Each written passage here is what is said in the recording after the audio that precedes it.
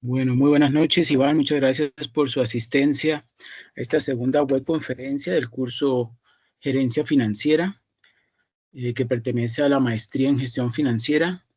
Esta noche voy a compartir con usted unas diapositivas que he elaborado sobre el modelo de optimización del efectivo, que es llamado el modelo Bumol-Tobin. También vamos a ver los indicadores que hacen parte de la gestión de capital de trabajo. Vamos a ver las funciones del Departamento de Tesorería y las políticas de crédito y de cobro. Okay. Voy a proceder entonces a compartir pantalla.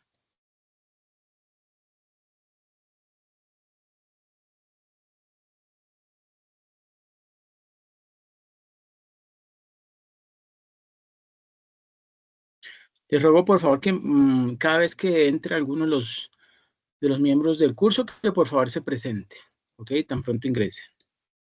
Iván pues estaba allí antes que yo, ya se presentó. Sandra, buenas noches Sandra. Muy buenas noches, profesor.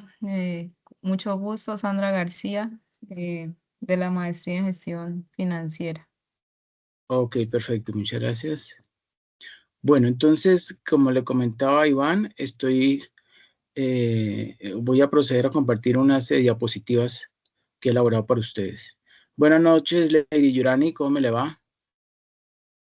Bien, gracias a Dios. Bueno. Y les pido el favor que me ayuden leyendo algunas de las diapositivas, ¿ok?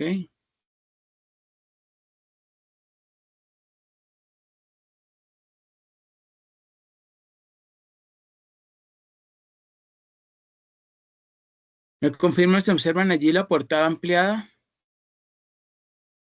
Sí, señor, sí se ve. Ok, muchas gracias, Iván.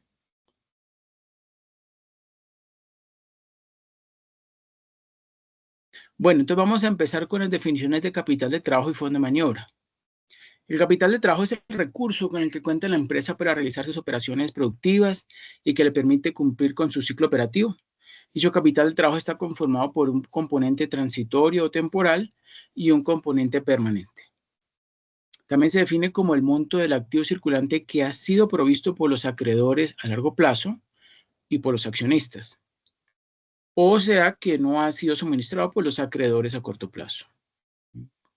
Las necesidades transitorias de capital de trabajo se financian por lo general con pasivos circulantes, o sea, de corto plazo, y se determina mediante la suma de tres cuentas del balance o del estado de situación financiera, que son la cuenta efectivo, ¿sí? La cuenta, cuentas por cobrar, ¿sí?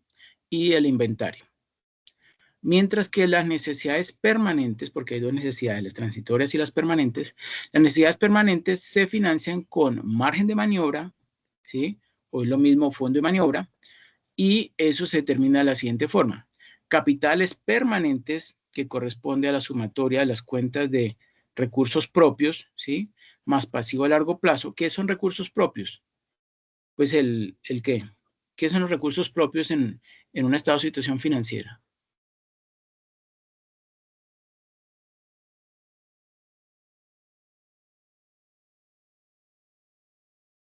Buenas noches, el patrimonio. El patrimonio neto, perfecto. Exacto. Entonces, el patrimonio neto más el pasivo a largo plazo menos empresa para financiarse, menos que los activos fijos. Entonces, esa diferencia entre los capitales permanentes y la compra de activos fijos, o bueno, el valor que se disponga en activos fijos, ¿sí? La variación en activos fijos, entonces es lo que va a determinar el fondo de maniobra. Ahora, ¿por qué se presenta esta diferenciación? Porque durante la operación diaria de la empresa se están recuperando recursos, ¿cierto? Por ejemplo, esos pagos, esas compras que hicieron los clientes a crédito, entonces se van, cuando ellos pagan, entonces esos recursos entran a la empresa, ¿cierto?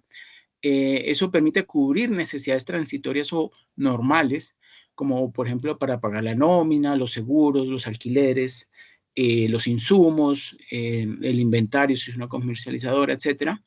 Sin embargo, durante la operación diaria también se presentan variaciones, es en ese nivel de actividad y en la duración del ciclo operativo, ¿sí?, de la empresa, que requiere entonces de capital de trabajo permanente, ¿sí?, o margen de maniobra para poder financiarse. Y ese monto se calcula como, ya dije anteriormente, patrimonio neto más pasivo de largo plazo menos activo fijo. Es decir, que parte de esos capitales permanentes que no está absorbida o que no está siendo absorbida por la financiación del activo fijo, ¿sí?, pues se va a destinar a cubrir, ¿qué?, esas necesidades permanentes de capital de trabajo. ¿Sí está eso claro o no? Sí, señor. Ok, perfecto. Los dichos capitales permanentes asumen características similares a las de un capital inmovilizado, ¿sí?, entendiéndose que la empresa no podrá reducirlo porque pues afectaría sus niveles previstos de operaciones, debiéndose advertir que el capital de trabajo permanente, a diferencia del denominado capital inmovilizado, o sea, lo que son los equipos y máquinas, pues este cambia constantemente de contenido, podemos decir de valor, durante el intervalo del ciclo operativo, mientras que la inversión en bienes de capital se refiere al mismo bien a través del tiempo. En cambio, el capital de trabajo permanente se expresa una vez en efectivo e inmediatamente después se convierte en mercancías o bienes y luego se convierte en cuentas por cobrar y finalmente nuevamente en efectivo. Bueno, es necesario determinar el apropiado tamaño de la inversión en capital de trabajo para que no afecte la rentabilidad, porque tener demasiados recursos, ¿cierto?, en la caja, pues sí nos va a asegurar de que no quedemos ilíquidos en algún momento, pero también nos está impidiendo obtener alguna rentabilidad por ese superávit que se nos llegase a presentar en caja. Como quien dice, unas por otras, dado que su calculada administración es clave para este propósito. Uno de los parámetros lo constituye el tiempo de duración del ciclo operativo como determinante en la rotación. Sí, eso sí es clave. Un ciclo operativo que sea muy largo, muy extenso, va a significar que la empresa no es tan eficiente en su operación, pero al mismo tiempo significa que necesita más recursos para financiar su operación diaria. El capital del trabajo le permite a la empresa llevar a cabo su ciclo operativo, lo que significa la transformación de su efectivo, o sea, dinero, en mercadería o bienes, y estos convertirse nuevamente en efectivo, o sea, dinero, constituyéndose así el famoso ciclo dinero, mercadería, dinero, y por tanto la duración del capital de trabajo. Entendemos en consecuencia por ciclo operativo el tiempo de duración en que una unidad de dinero demora en transformarse nuevamente en dinero efectivo. Es de esperar que en una empresa que elabora y vende su producción, pues tenga un ciclo operativo más largo que una empresa comercial, ya que esta empresa manufacturera pues requiere etapas que no son componentes del ciclo operativo de la comercial, como almacén de materias primas y producción. La distinta duración del ciclo dinero, mercadería, dinero no significa que necesariamente pues, las empresas industriales siempre requieran de mayor capital de trabajo que las empresas comerciales, ya que la magnitud del capital de trabajo requerido depende también de otras variables. Dentro de un mismo ramo de actividades, la mayor o menor demora que se tenga en cada etapa hará que el ciclo total sea mayor o menor en cuanto a su duración en tiempo requerido para concluir y en consecuencia, pues mayor o menor será esa necesidad de capital de trabajo a aplicar. Bueno, administración del capital de trabajo. ¿Quién me ayuda, por favor, leyendo esta diapositiva?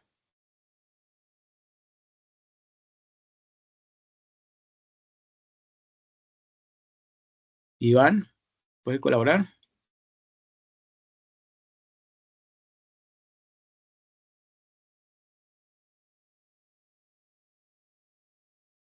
Profe, si quiere, yo le colaboro.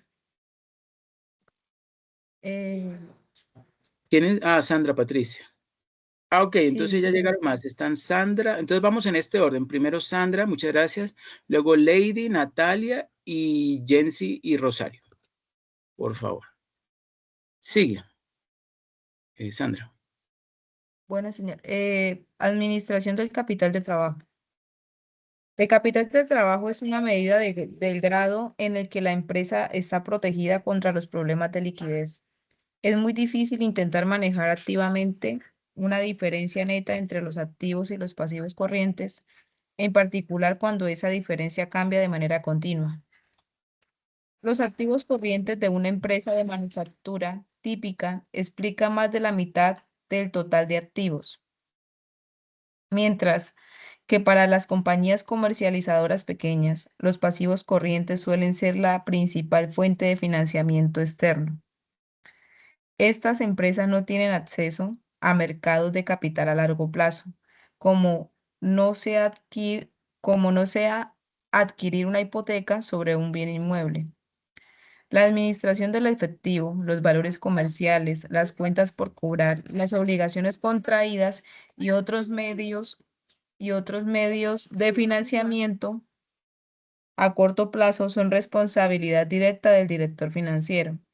La administración del capital de trabajo es importante por el efecto de las decisiones de capital de trabajo sobre el riesgo, el rendimiento y el precio de las acciones de la compañía. Existen dos decisiones claves en la administración del capital de trabajo. Una es el nivel óptimo de inversión en activos corrientes y la segunda es la mezcla apropiada de financiamiento a corto y largo plazo usado para apoyar esta inversión en activos corrientes. La administración del capital de trabajo implica mantener un equilibrio entre la composición de activos y pasivos corrientes, teniendo en cuenta, uno, rentabilidad definida como la capacidad que tienen los activos para generar ingresos mayores; dos, liquidez, entendida como el grado de convertibilidad de los activos en efectivo; tres, riesgo de insolvencia técnica, establecido como la probabilidad de que una empresa no pueda cumplir con el pago de sus obligaciones en el corto plazo.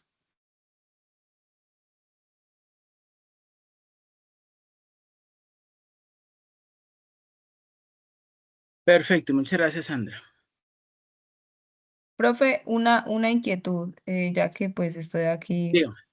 en esta. eh, Después de que usted nos haga el favor y de, pues, lo que está haciendo, de explicarnos los conceptos y las fórmulas, ya terminando, no hay la posibilidad de que se haga un ejemplo práctico, profe. Por ejemplo, Sí. me gustaría, yo no sé si es muy escuela, muy primíparo, no lo sé. Puede que lo juzguen de esa manera, pero no sé qué tan viable sería y me gustaría que, por ejemplo, la guía que tenemos para desarrollar en esta fase 3, que usted es decir, que usted nos hiciera un acompañamiento práctico. Es decir, yo sé que está explicando en este momento, obvio, hay que explicar como la definición y cómo y las fórmulas para uno así tener las bases. Pero me encantaría que su merced, pues si no sé si lo va a hacer así, profe, utilizara un ejemplo práctico casi similar, pero va a ser con otros datos, va a ser otra información. Y que usted nos dijera, bueno, tomamos esto, como que mirar uno cómo es el paso a paso para no a veces como no sentirse tanto en el limbo. No sé si soy muy primiparada, la verdad, pero sí me gustaría que, a ver si usted nos puede, pues, yo lo digo así, como desarrollar la guía, pero con ejemplos prácticos adicional a las explicaciones que está dando, profe. No sé Pero si ahí se sí ya puede. nos cambia todo. Nos cambia todo porque, miren lo siguiente, precisamente digamos, la parte práctica, que es lo que está entre las guías de actividades, son precisamente para eso. Son precisamente para que ustedes, esto que nosotros estamos viendo acá, que yo supongo que ustedes no han realizado la lectura. ¿Me confirma quién realizó la lectura del material de contenidos y referentes bibliográficos? ¿Quién lo leyó todo? No, yo leí solamente el que está hablando sobre capital de trabajo y gestión de tesorería. Eso sí lo leí. El otro no, porque a decir verdad, yo empecé y dije, bueno, pero pues no miraba como claramente las fórmulas. Yo dije, no, sí, realmente me basé para desarrollar el primer punto que hice buscando en internet, profe, la verdad. Bueno, ahí ya hay un error. Ahí ya hay un error y grave. Miren, recuerden lo siguiente. En esta maestría, sobre todo, no es una carrera de velocidad. De pronto, quienes vienen de pregrado, de la UNAD o de otras universidades, posiblemente piensan que la maestría es igual, que la maestría es igual que el pregrado. No, aquí cambia completamente las cosas. Aquí el material de lectura que ustedes tienen dentro de la plataforma ha sido seleccionado con mucho detalle para que ustedes lo lean. Es cierto que ustedes consiguen información en internet sobre cómo desarrollarlo y cómo entenderlo, pero no es lo mismo. Digamos, el punto de vista, la explicación que se hace en los libros, en estos libros que son de muy buena calidad, como los de McGraw-Hill, pues tienen una facilidad, ¿sí? Son pedagógicamente escritos de tal forma que se facilita la comprensión de estos temas y para que esto realmente quede pues en la mente de cada uno de ustedes. Porque lo contrario de desarrollar una guía, ¿sí? Como posiblemente algunos profesores en anteriores cursos lo hacen, hacerlo muy mecánico, lo que rápidamente se ejecuta o se realiza sin entenderlo, fácilmente se olvida, ¿sí? Ustedes no sé si se acuerdan de la crisis financiera del 2008. ¿Quién se acuerda? Yo. Ok. ¿Saben qué fue lo que pasó en esa crisis? Que todos los inversionistas americanos e internacionales estaban comprando y vendiendo, ¿sí?, bienes inmuebles, y el respaldo que tenían esos bienes inmuebles nadie entendía cómo funcionaba. Lo llamaban tóxicos, ¿sí? Eran las famosas toxic mortgages, ¿sí? Entonces, eso es lo que hay que evitar siempre en finanzas, en cualquier área. Algo que no se entiende y que simplemente se realiza o se ejecuta sin entenderse no sirve para nada. Puede que incluso tenga éxito al comienzo, pero al final se va a caer. Al final no saben ni de cómo sacar los datos. ¿Cómo? Sí. No entendí, ¿me repites? Qué pena.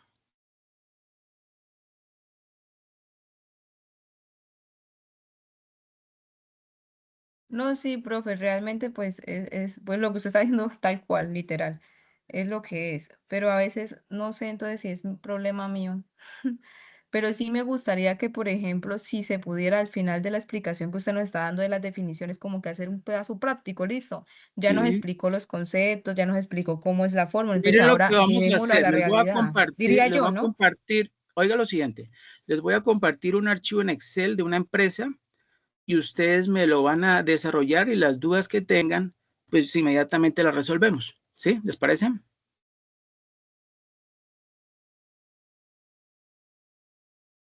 Sí. Perfecto, perfecto. Bueno, entonces sigamos. Ojo con lo siguiente, yo necesito que ustedes aquí se concentren y no se pongan a hacer otro tipo de actividad, porque precisamente la lectura que ustedes no hicieron, algunos, no estoy diciendo todos, que no hicieron sobre contenidos y referentes bibliográficos, aquí nosotros en cierta forma los estoy obligando a que lo adquieran, está en forma resumida, ¿sí? Si ustedes tampoco prestan atención a esto y luego van y desarrollan la guía, sí, la van a desarrollar, porque no es nada del otro mundo, pero cuando vayan a interpretar los indicadores financieros y relacionen unos indicadores con otros, pues eso no lo van a lograr. ¿Por qué? Porque no entienden o no tienen las bases de por qué un indicador funciona, por qué es que no funciona, qué es lo que está midiendo, etcétera, etcétera. ¿Ok? Sí, señor. Bueno, perfecto. Sí. ¿Quién sigue ahorita en la lectura? Sigo yo, profesor, pero es que estoy con mi bebé y me da pena que salga llorando. Intenta. Dice Administración del Capital del Trabajo. Ojo, aun cuando las tasas de interés a corto plazo sean más altas, es probable que la situación solo sea temporal. En un periodo largo, esperaríamos pagar más en costos de interés con deuda a largo plazo que en los préstamos a corto plazo, los cuales cambian continuamente por financiamiento al vencimiento.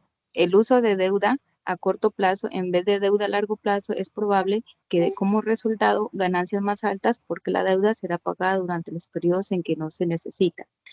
Los supuestos de mantener un nivel bajo de activos corrientes y una proporción alta de pasivos corrientes da como resultado un nivel bajo.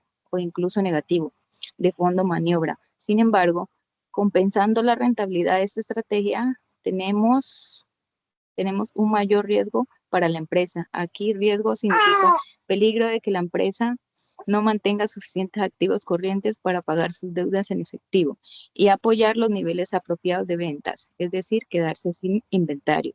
Al determinar la cantidad adecuada de activos corrientes, la administración debe considerar la compensación entre la rentabilidad y el riesgo. Para ilustrar esta compensación, supongamos que con los activos fijos, una empresa puede generar hasta 50.000 unidades de producción al año. La producción es continua durante el ciclo contable, donde existe un nivel particular de producción. Para cada nivel de producción, la empresa debe tener varios niveles de diferentes activos corrientes. Okay. Supongo que existen 3 políticas alternativas de activos corrientes. La relación entre la producción y el nivel de activos corrientes para estas alternativas se ilustra en la siguiente figura. Quieto, mijo.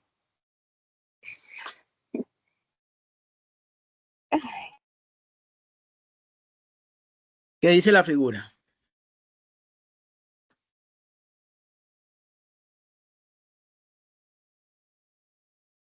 A ver, pues en la siguiente figura se ilustran los activos circulantes, las políticas. A ver. ¿Qué me dices de la política A? ¿Qué significa? No la capté bien. ¿Quién me interpreta esa gráfica, esa figura? Yo. La política. Bueno, Sí, tenemos el eje X y el eje Y, siendo la variable X los valores, que es la independiente, y depende de el nivel de activos, o sea, el dinero depende de esa producción en unidades.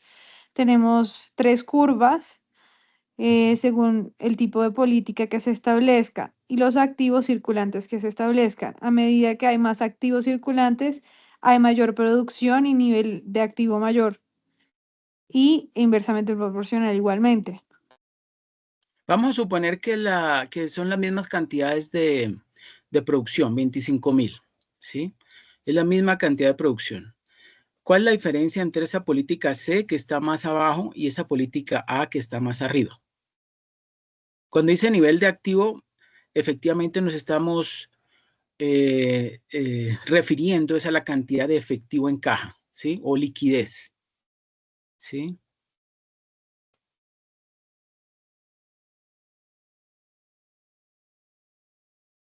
Sí. O sea que cuál política es más rígida y cuál es más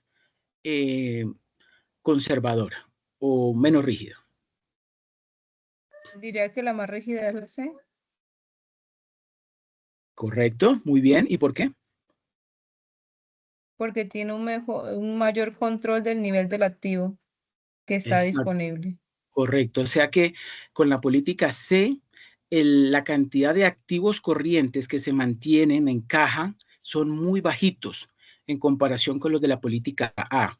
O sea que, como quien dice, deberían tener un mayor control o tienen un mejor software de estimación de las entradas y salidas de efectivo para que efectivamente, o para que ciertamente más bien, para que ciertamente la cantidad de recursos pues no queden ociosos dentro de la caja, ¿cierto? Y la política A, ¿qué perjuicios trae? Bueno, ¿qué perjuicios y qué beneficios trae? Es más laxa, ¿no?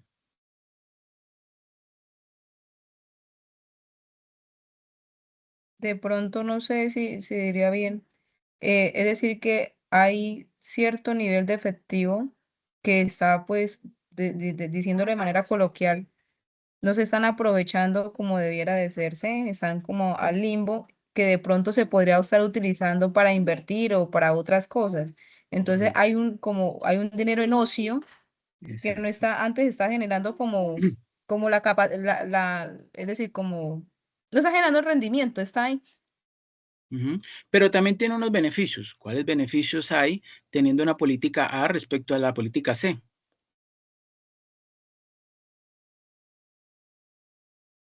¿Cuáles son los beneficios que hay, profe? Sí, eso fue lo que Hay, dije. hay más producción, más nivel de activos. Hay más posibilidad de maniobra, diría yo. No, veámoslo el nivel de activos no como activos, de total de activos, sino veámoslo como dinero en caja. Profe, diría Entonces que hay más sería, posibilidad de maniobra, de maniobrar ante alguna situación. Es decir, habría más Correcto. posibilidad de poder maniobrar cualquier situación porque no están Ujú. supeditados a llegar a hacer un crédito o a Correcto. adquirir un endeudamiento. Correcto. Exacto. Entonces, las situaciones inesperadas que siempre suceden, sobre todo en las pymes, pues entonces va a permitirle, ¿sí?, el poder asumir ese desembolso inesperado. ¿Por qué? Porque tiene más recursos en caja, ¿sí? Entonces, incluso si es una empresa comercializadora y se está quedando rápidamente sin inventario, pues rápidamente puede solicitar una compra rápida de inventario, ¿sí?, como quien dice, de forma inmediata. ¿Para qué? Para poder evitar, no poder vender, ¿sí? O sea, quedarse sin mercancía, ¿sí? Si es que, por ejemplo, los niveles de venta han venido aumentando, no sé, por la razón que sea, que va a haber una escasez de tal producto. Eso sucede muchas veces y sobre todo aquí en nuestras economías latinoamericanas, que hay un cambio en la política del país, entonces que van a subir, por ejemplo, los electrodomésticos, entonces sale todo el mundo a comprar electrodomésticos, y ahorita que, no sé, Catronics o el distribuidor que sea de electrónicos se queda sin inventario, pues se está perdiendo ventas, ¿sí? Si tuviera un fondo de maniobra más elevado, pues podría costear esa más rápida adquisición de inventario para poder vender y pues evitar que pueda hacer esas ventas. Entonces, digamos que ambas políticas, la A y la C, tienen cosas buenas y malas. Ninguna de las dos es buena completamente, ninguna de las dos es mala completamente. Y la intermedia entre las dos, pues es la política B. ¿Ok? Veamos un ejemplo sencillo. Y es que también tiene que ver con la concepción de la empresa, ¿sí? Por ejemplo, me comentaba hace unos años un funcionario de una cooperativa, ¿sí?, financiera, que ellos los excedentes de recursos los ponen a invertir en CDTs a 90 días, ¿sí? ¿Por qué? Porque ellos han hecho cálculos, estimaciones de que esos recursos que ellos están, digamos, recibiendo cada 90 días, ¿sí?, entonces les va a permitir, digamos, como quien dice, volver a llenar esa alcancía con recursos irlos consumiendo, llenando, irlos consumiendo y por el otro lado, o por qué lo invierten en un CDT, porque tienen asegurado un rendimiento, ¿sí? Tienen asegurado un rendimiento que no está corriendo ningún riesgo. Digamos que ahí su punto de vista o su concepción no es tanto el poner a producir al máximo esos recursos, sino con algo más seguro, más conservador, como sería un CDT, ¿sí? Pero al mismo tiempo, pues están obteniendo algún tipo de beneficio, ¿sí? Otras empresas, incluso he conocido de otras universidades, pueden colocar sus recursos en fondos de inversión, que obviamente son más riesgosos, pero como son más riesgosos, ¿cierto?, existe la posibilidad de que obtengan mayores beneficios, ¿sí? Y pues obviamente también existe la posibilidad de que también obtengan, pues, pérdidas, ¿no? Como todo en el riesgo, ¿cierto? Bueno. Entonces, ahora vamos a explicar eso que acabamos de entender, de ver allí en la gráfica, con un poquito más detalle. Este lo voy a leer yo. Se puede apreciar que cuanto mayor es la producción, ¿cierto? Como lo vimos aquí en la anterior gráfica, ¿sí? O sea que corremos en el eje de las X, por ejemplo, pasar de 25.000 a 50.000, más grande la necesidad de inversión en activos corrientes para apoyar esa producción y las ventas. Sin embargo, la relación no es lineal, ¿sí? Por eso tiene esa forma, ¿sí?, pues tiene una pendiente, ¿cierto? Que al comienzo es más pronunciada y luego se va casi que desapareciendo, ¿cierto? Miren, al comienzo está con una pendiente bien alta y luego chun, se va aplanando, lo mismo la verde y lo mismo la roja. A medida que aumenta, ¿qué? La producción. Entonces, los activos corrientes aumentan una tasa decreciente con la producción. Esta relación se basa en la noción de que se requiere una inversión proporcional más grande en activos corrientes cuando solo se producen unas cuantas unidades de las que se producen después, ¿sí? Por eso es que vimos mayor pendiente en las primeras 25.000 unidades y mucha menos pendiente, casi que nada, cuando ya son 50.000. Cuando la empresa puede usar sus activos corrientes de manera más eficiente. Si igualamos la liquidez con la conservación, pues la política A, la que teníamos ahí arriba, ¿sí? La política A, es la más conservadora. No, sí, perdón, no es la más arriesgada. Es la más conservadora de las tres alternativas en todos los niveles de producción. La política A suministra más activos corrientes que las otras dos. A eso sí. A un nivel mayor de activos corrientes, mayor es la liquidez de la empresa, cuando todo lo demás permanece igual. La política A se considera la preparación de la compañía para casi cualquier necesidad concebible de activos corrientes. Es el equivalente financiero de usar cinturón y tirantes, ¿sí? Asegurar. La política C es la de menor liquidez y se puede etiquetar como agresiva, ¿sí? Esta política austera requiere niveles bajos de efectivo, ¿sí? Como habíamos dicho anteriormente, y valores comerciales, cuentas por cobrar e inventarios. Debemos recordar que por cada nivel de producción hay un nivel mínimo de activos corrientes que la empresa necesita solo para subsistir. Existe un límite para qué tan austera puede ser una empresa. Ahora podemos resumir las categorías de las políticas alternativas de capital del trabajo con respecto a la liquidez de la siguiente forma. Entonces, tenemos dos extremos, alto, aquí a la izquierda, en la flecha, esta flecha de dos sentidos, y a mano derecha tenemos baja, ¿sí? Entonces, cuando la liquidez es baja, es porque, digamos, la política C es la que predomina, bueno, la que está representada allí, ¿sí? Liquidez baja. Y la política A es cuando hay alta liquidez, ¿sí? O sea, muchos recursos, ¿sí? Y la política B, pues un intermedio entre las dos. Si bien la política A claramente ofrece la mayor liquidez, cómo se clasifican las tres alternativas cuando dirigimos nuestra atención a la rentabilidad esperada. Para contestar esa pregunta necesitamos reformular la ecuación de rendimiento sobre la inversión, ¿sí? ¿Qué es rendimiento sobre la inversión? ¿O cómo lo calculamos? Lo calculamos como utilidad neta sobre activos totales, ¿sí? Miren que la utilidad lo ponemos igual porque lo vamos a reexpresar, ¿sí? En forma más amplia, solamente los activos totales como, o sea, me estoy refiriendo al denominador, efectivo, ¿sí? Más cuentas por cobrar, más inventario, más activos fijos, ¿sí? Vamos a suponer que esas son las más importantes, no es el total de activos totales, sino vamos a suponer que nos estamos centrando en esas cuatro cuentas. Entonces, de la ecuación anterior se observa que al disminuir la cantidad de activos corrientes, que son las que están allí entre paréntesis, ¿sí? Un cambio de la política A, ¿sí? Que es la que estaba allá arriba, hacia la política C, ¿sí? Que es la que está más abajo, pues aumentará la rentabilidad potencial. ¿Se acuerdan lo que yo les había dicho? Que la política que está aquí C, como tiene un menor nivel de activos, significa que está pudiendo cubrir su operación con menos recursos, ¿sí? O sea que está siendo más austera o está siendo más preciso a la hora de cubrir sus necesidades de operación, ¿sí? Bueno. ¿Quién me ayuda leyendo esta diapositiva, por favor? Yo. Ok. Administración del capital de trabajo. Si podemos reducir la inversión de la empresa en activos corrientes al tiempo que podemos apoyar de manera adecuada la producción y las ventas, el RSI aumentará. Los niveles bajos de efectivos C por C e inventarios reducirán el denominador en la ecuación. Dime. No, sigue. La utilidad neta, es decir, el numerador, en esencia permanecerá igual o tal vez aumente.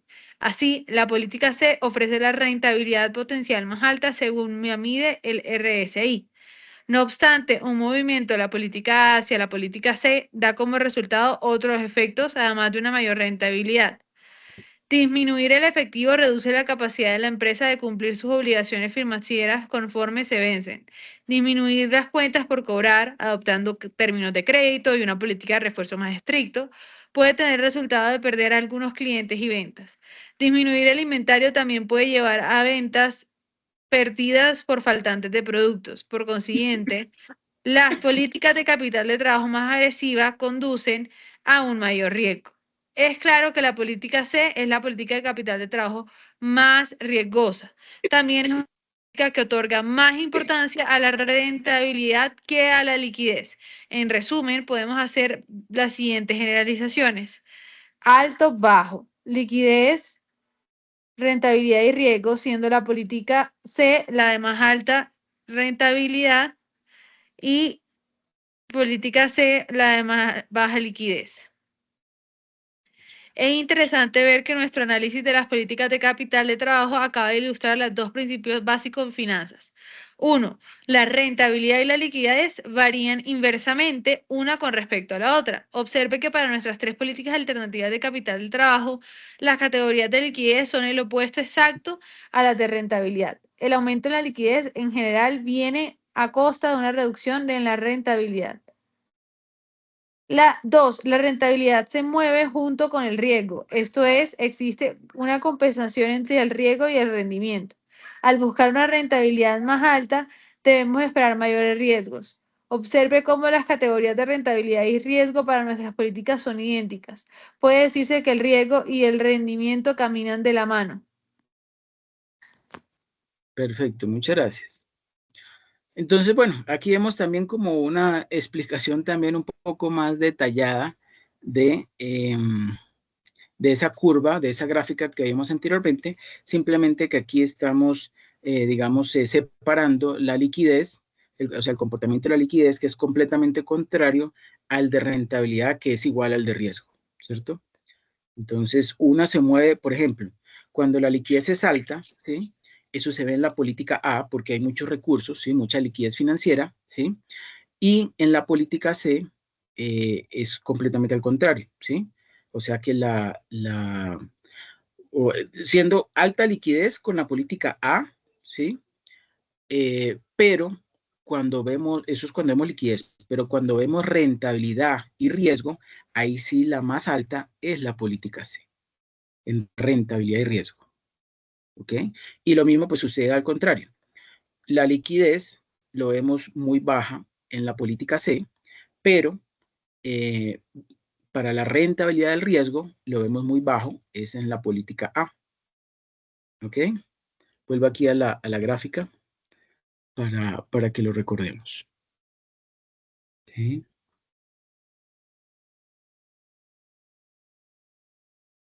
Bueno, ¿quién más falta por leer? Buenas noches, yo. Ah, ok, perfecto, sigue.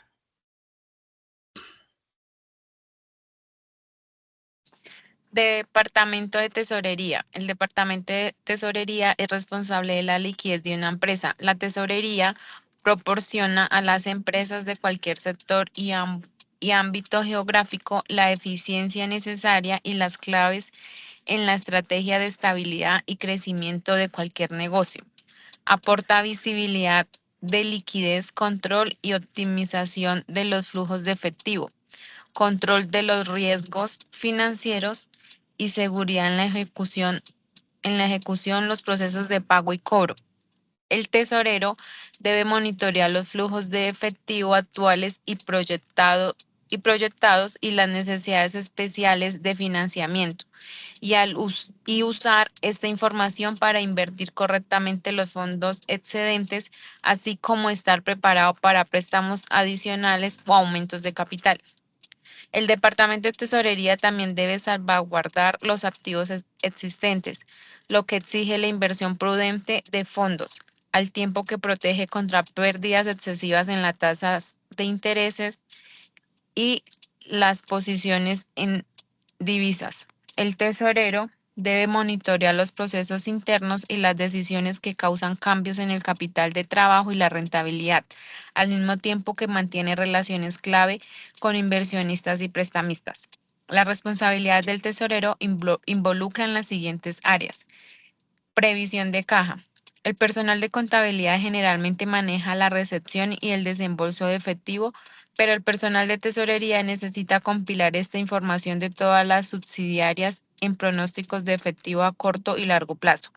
Estos pronósticos son necesarios para fines de inversión, por lo que el personal de tesorería puede planificar el uso de vehículos de inversión que tengan la duración correcta para igualar las salidas de efectivo programadas. Perfecto, muchas gracias. Bueno, yo sigo. El personal también utiliza los pronósticos para determinar cuándo se necesita más efectivo, de modo que puede planificar la adquisición de fondos mediante el uso de deuda o de capital, ¿cierto? Que son las dos formas de financiarse.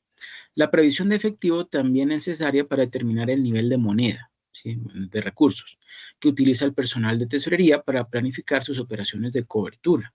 Segundo, trabajando en la gestión de capitales. Un componente clave de la previsión de efectivo y la disponibilidad de efectivo es el capital de trabajo, que implica cambios en los niveles de activos y pasivos corrientes en respuesta al nivel general de ventas de una empresa y pues diversas políticas internas. El tesorero debe estar al tanto de los niveles y tendencias del capital de trabajo y asesorar a la gerencia sobre el impacto de los cambios de política propuestos en los niveles de capital de trabajo. Tercero, gestión de efectivo. El personal de tesorería utiliza la información que obtuvo de sus actividades de pronóstico de efectivo y administración de capital de trabajo para asegurarse de que haya suficiente efectivo disponible para las necesidades operativas. La eficiencia de esta área se mejora significativamente mediante el uso de sistemas de reserva de efectivo. Cuarto, gestión de inversiones. El personal de tesorería es responsable de la adecuada inversión de los fondos excedentes. El rendimiento máximo de la inversión de estos fondos rara vez es el objetivo primordial o principal. En cambio, es mucho más importante no poner en riesgo los fondos y también hacer coincidir las fechas de vencimiento de las inversiones con las necesidades de efectivo proyectadas de la empresa, ¿sí? Que esto es precisamente la tarea del tesorero, ¿cierto? Es lograr, pues dentro de sus posibilidades, el poder gestionar las entradas con las salidas de dinero. ¿Para qué? Pues para que no se mantengan recursos ociosos, ¿cierto? Sí, bueno, si es que mantiene una política que podemos llamar agresiva o de nivel muy bajo de efectivo, ¿cierto? Es decir, que su prioridad es la rentabilidad, ¿sí? No, en todos los casos no es así, ¿sí? Bueno. Quinto, ¿quién me ayuda leyendo esta diapositiva, por favor? Yo. Ok. La gestión de riesgos de tesorería. Las tasas de interés que paga una empresa por sus obligaciones de deuda pueden variar directamente con las tasas del mercado, lo que presenta un problema si las tasas de mercado están subiendo. Las posiciones en divisas de una empresa también podrían estar en riesgo si los tipos de cambio empeoran repentinamente. En ambos casos, el personal de tesorería puede crear estrategias de gestión de riesgos e implementar tácticas de cobertura para mitigar el riesgo de la empresa. Asesoría en gestión. El personal de tesorería monitorea constantemente las condiciones del mercado y, por lo tanto, es un excelente recurso interno para el equipo de administración en caso de que quieran conocer las tasas de interés que la compañía probablemente pagará por nuevas ofertas de deuda, la disponibilidad de deuda y los términos probables que los inversores de capital querrán a cambio de su inversión en la empresa. Relaciones bancarias. El tesorero se reúne con los representantes de un banco para discutir la condición financiera de la compañía, la estructura de tarifas del banco, cualquier deuda otorgada a la compañía por el banco y otros servicios tales como transacciones de cambio de divisas, coberturas, transferencias electrónicas, servicios de custodia, reserva de efectivo, etc. Una relación abierta y a largo plazo puede conducir a cierto grado de cooperación bancaria si una empresa tiene dificultades financieras y a veces puede dar lugar a reducciones modestas con las comisiones bancarias. Concesión de crédito. La concesión de crédito a los clientes puede ser una competencia del Departamento de Tesorería o puede delegarse al área de contabilidad. Esta tarea permite al tesorero cierto control sobre la cantidad de capital de trabajo bloqueado en las cuentas por cobrar. Perfecto, muchas gracias. ¿Y todo esto son qué? Estas son como tareas o funciones del Departamento de Tesorería. ¿Ok? Bueno, yo les pregunto, de estas 4 que estamos observando allí, ¿cuál les parece como más prudente o más común? Las relaciones bancarias. Es muy importante. ¿Por qué es muy importante? Por lo mismo que dice ahí, porque si hay una mejor manejo o una mejor comunicación con el banco, con los bancos, pues tiene posibilidad de que si hay alguna emergencia o algún problema económico en la compañía, pues se pueda acudir a esa entidad para mejorar pues las condiciones que ya tiene actualmente o conseguir pues mejores acuerdos crediticios. Ponlo con un ejemplo. Por ejemplo, bueno, no sé, yo trabajaba en una empresa donde es una empresa importadora y Sí. fue después de pandemia, 2021-22 fue cuando se vio realmente las consecuencias de la pandemia. Es una empresa que trabaja en el sector salud, es un proveedor del sector salud, es decir que pues su financiamiento propio por recursos propios es muy pequeño. Y no, es imposible, el ciclo de negocio no da para autofinanciarse. Entonces, en el caso, por ejemplo, Bancolombia ofreció, por la relación que tenían, más de 10 años de servicio, 3 cuentas bancarias, se hacían giros financiados, se manejaba todo el tema de comercio internacional con ellos, ofreció un tema que se llama Factoring Internacional. Era un nuevo producto en ese momento y eso pues dio la posibilidad que la empresa pudiera financiarse a 6 meses de una manera diferente sin tocar los cupos que ya tenía en ese momento aprobados. Ok, perfecto. ¿Y te acuerdas en qué consiste el factoring? Sí, claro, es una negociación que se hace con el proveedor directamente. El proveedor lo que acuerda es que el banco le va a pagar y pues la empresa nacional le paga al banco, pero debe hacer ¿cómo se llama eso? Una cesión de derechos de la factura. Algo así, Correcto. se firma con un Sí, contrato.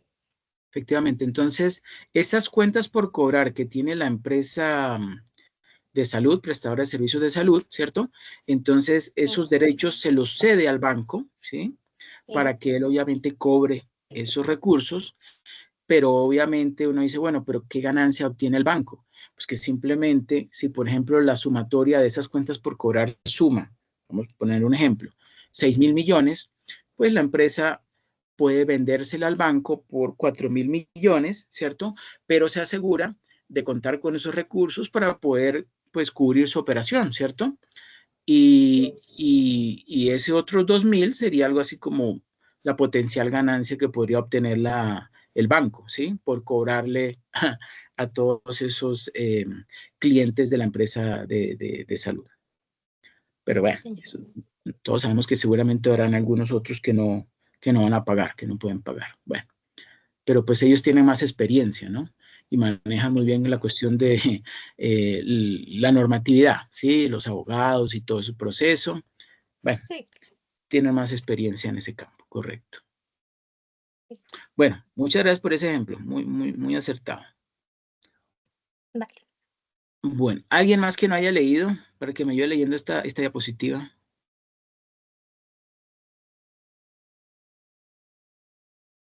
O si ya todos leyeron, alguien que repita.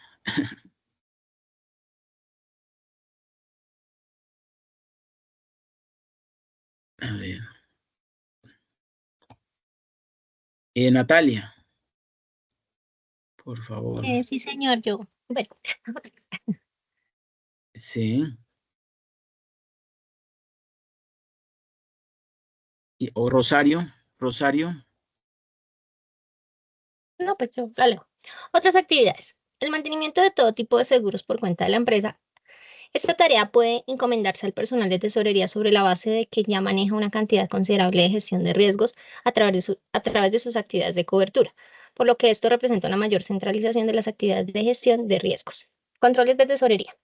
Es fundamental que las funciones estén debidamente segregadas entre el personal de tesorería, de modo que cualquiera que confluya un trato o negocio nunca controle ni contabilice los flujos de efectivos resultantes. Por ejemplo, las actividades comerciales deben separarse de las actividades de confirmación, de modo que alguien que realice transacciones ilícitas de manera fraudulenta no pueda detener la confirmación que llega de la contraparte. Además, un gerente de tesorería de alto nivel debe aprobar todas las transacciones y otra persona, posiblemente en el departamento de contabilidad, ubicado fuera de la cadena de mando departamental, debe conciliar y contabilizar todas las transacciones. El tesorero debe imponer límites en una variedad de transacciones. Estos límites pueden prohibir o restringir que el personal de tesorería invierta en instrumentos financieros, como derivados financieros, como con excesivo nivel de riesgo. Otra limitación es la cantidad de negocios que una empresa puede hacer con una contraparte específica, que está diseñada para reducir las pérdidas de la empresa en caso de que una contraparte falle. También se pueden aplicar limitaciones a determinadas monedas. Si parece haber algún riesgo de que los líderes de un país impongan controles de divisas en un futuro próximo. Por último, debe haber límites monetarios en los totales de las transacciones, a los que cualquier miembro del Departamento de Tesorería puede comprometer a la empresa. Incluso el tesorero debería tener la limitación con algunas transacciones importantes que requieren la aprobación del presidente de la empresa o de la junta directiva. Perfecto, muchas gracias. Sí, este tipo de control, porque dice allí bien clarito, control de tesorería es fundamental. Es fundamental porque ustedes saben que, digamos, la parte ética y moral es muy importante en las compañías y se exige a todo el mundo firmar un documento donde se compromete, sobre todo en el área contable, a cumplir con, pues, en forma transparente con todas las transacciones, ¿sí? Y obviamente no tomar recursos que no le pertenecen.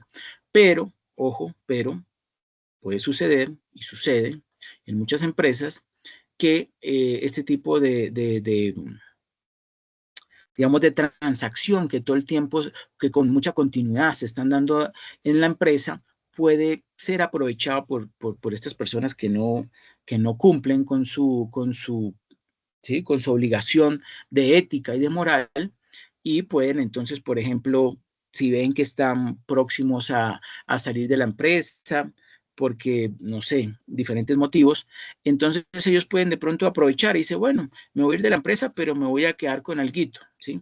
Y resulta que, por ejemplo, cambian una firma o aumentan un cerito en tal valor, ¿cierto? Y va llevando algo así como una doble contabilidad.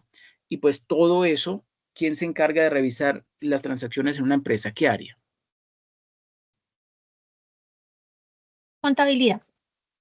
Pero específicamente dentro de contabilidad, ¿cuál? ¿Tesorería? No, No, el contador. no. Cuentas. ¿Cómo es la pregunta, profe? ¿Qué área de contabilidad financiera se encarga de revisar o controlar las operaciones que realiza, por ejemplo, el gestor, el tesorero? Cuando se concilian las cuentas. Bueno, así las cuentas. ¿No será como el gerente financiero? No. Se llama auditoría financiera. Auditoría, no se les olvide. Auditoría. ¿Ok? Auditoría financiera. ¿Listos?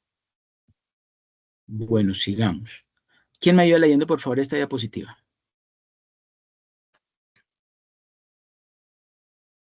Yo, profe. Ok. Descripción de cargo del tesorero. Reporta a gerente financiero CFO. Función básica. Este cargo es responsable de la liquidez corporativa, las inversiones y la gestión de riesgos relacionados con las actividades financieras de la empresa. Principales responsabilidades. 1. Pronosticar las posiciones de flujo de efectivo, las necesidades de endeudamiento relacionadas y los fondos disponibles para la inversión. 2. Asegurarse de que haya fondos suficientes disponibles para cumplir con los requisitos operativos y de inversión de capital en curso. 3. Utilizar coberturas para mitigar los riesgos financieros relacionados con las tasas de interés de los préstamos de la empresa, así como de sus posiciones en divisas. 4. Mantener relaciones bancarias. 5. Mantener relaciones con agencias de calificación crediticia. 6. Organizar el financiamiento de capital y deuda. 7. Invertir los recursos de la empresa. 8. Invertir los fondos de pensiones. 9. Monitorear las actividades de terceros que manejan funciones de tesorería subcontratadas en nombre de la empresa. 10. Asesorar a la gerencia sobre los aspectos de liquidez de su planificación a corto y largo plazo. 11. Supervisar la ampliación de créditos a los clientes. Y 12, mantener un sistema de políticas y procedimientos que impongan un adecuado nivel de control sobre las actividades de tesorería. Perfecto, muchas gracias. Bueno, ahora vamos a ver el ciclo corto o ciclo de operación. La financiación e instalación de los activos fijos, pues no va a garantizar el funcionamiento de la empresa. Para comenzar la explotación, ¿sí?, o la actividad, deberemos obtener más financiación, con el objeto de atender la compra de materias primas, pagar salarios, gastos generales como alquileres, energía, agua, etc. Estos gastos se mantendrán durante todo el proceso productivo y se incorporarán al costo del producto, ¿sí?, como por ejemplo los costos de explotación. Ahora bien, una vez conseguidos inicialmente los citados recursos financieros suplementarios sobre los reclamados por la estructura fija, empresarial e inmovilizados en el proceso productivo, pues está claro que podrán recuperarse cuando a través del cobro de las ventas de los productos terminados, pues se hagan líquidos estos y el resto de costos previamente imputados al precio del producto, ¿sí? Estamos hablando de una empresa comercial, manufacturera, perdón.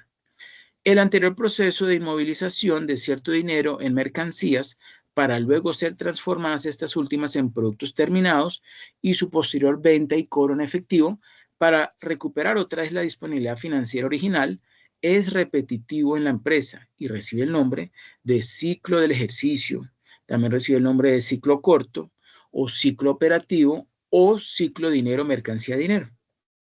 Es un proceso que bajo ningún concepto debe tener interrupciones, ya que en caso contrario, pues no tendríamos regularidad en la producción y aparecerían costos de capacidades ociosas que encarecerían nuestro producto con respecto de la competencia.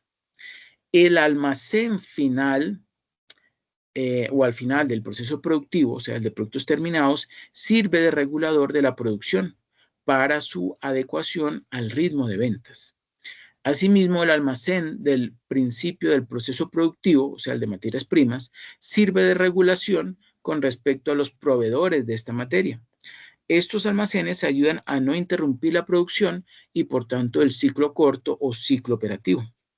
El ciclo corto puede desglosarse en 4 estados intermedios que, por regla general, sufre la disponibilidad monetaria inicial en las empresas productivas. En primer lugar, pues parte de esta disponibilidad se materializa en materias primas, para luego pasar a incorporarse al proceso productivo en forma de productos en curso de fabricación. Una vez finalizado el proceso productivo, esos productos en curso, o sea, productos en proceso, se convierten en productos terminados, almacenándose en espera pues, de su venta futura. Aquí tenemos otra vez el ciclo operativo. Bueno, pues ya lo hemos visto. El ciclo operativo se origina con el funcionamiento de los activos fijos empresariales, pero es un ciclo asociado al activo circulante, ojo, porque es de corto plazo, ¿no? Así, permite identificar los componentes del activo circulante con solo mirar las diversas transformaciones que sufre la disponibilidad inicial.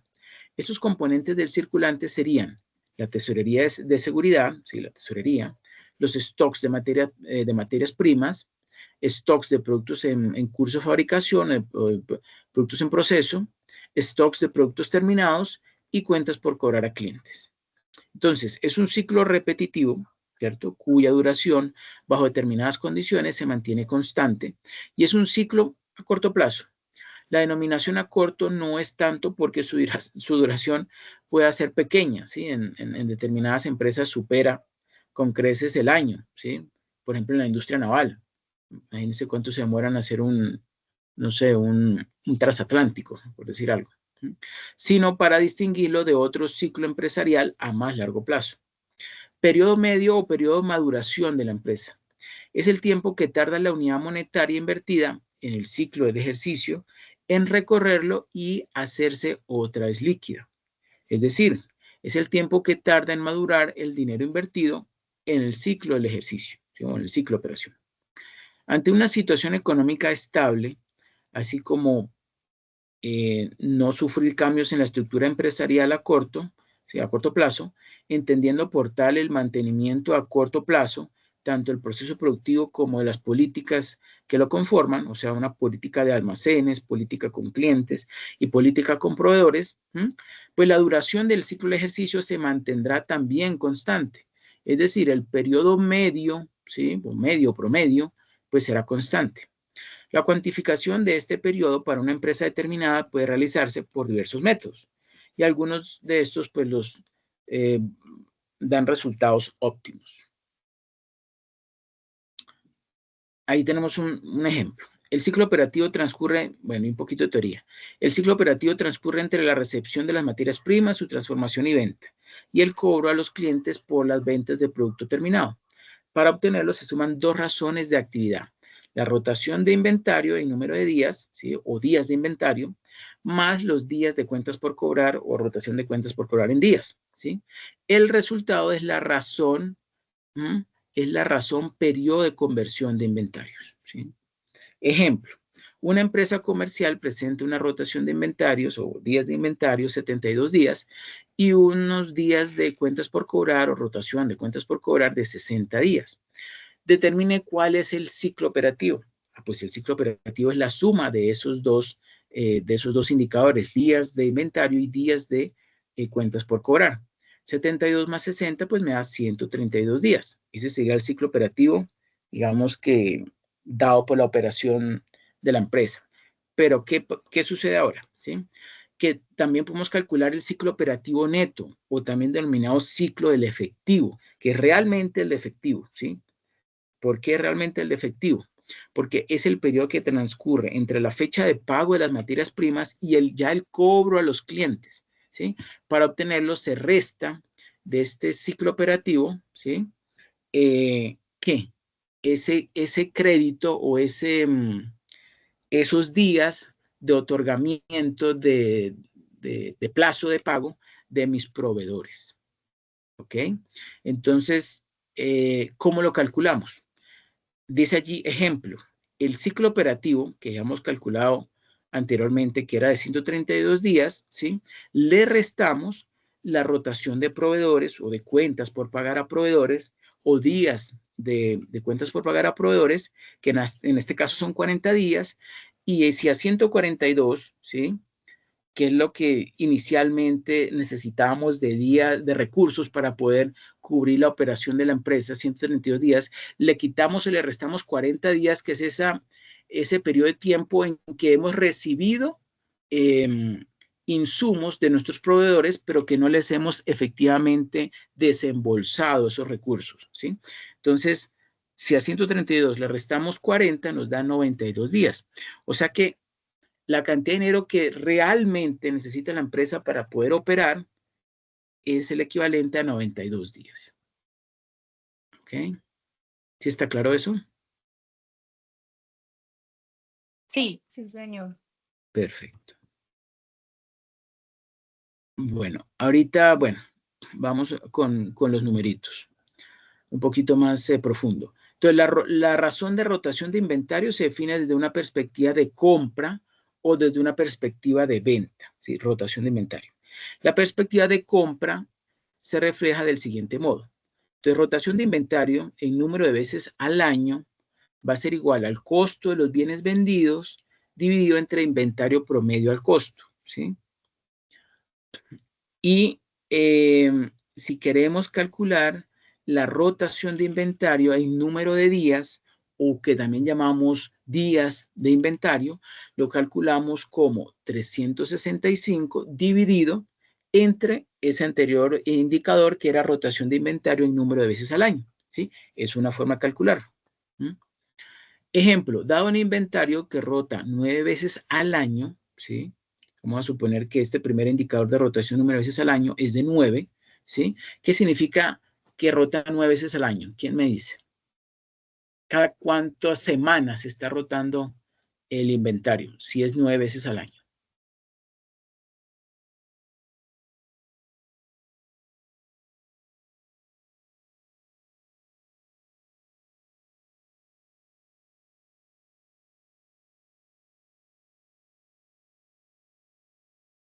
¿5, 6 veces? ¿Cuántas semanas? ¿Cada cuántas semanas se está rotando el inventario? 5.3 semanas. Correcto. ¿Y cómo hiciste ese cálculo? Pues multipliqué el número de semanas por la cantidad de meses del año y eso lo dividí en 9.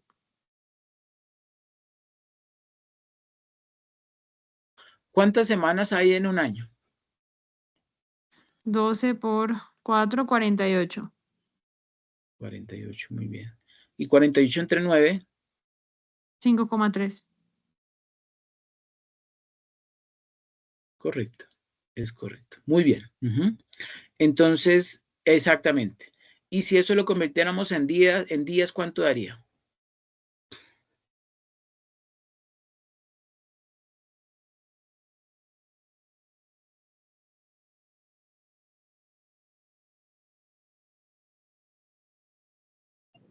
$150 días. 0.3. 3, entonces 3 por 5, 15.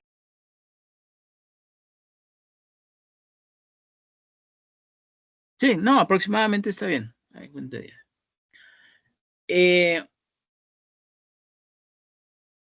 Cada 150 días, no puede ser. Tiene que ser menos. Tiene que ser menos. Esperen, agarro el... Hagámoslo aquí en Excel.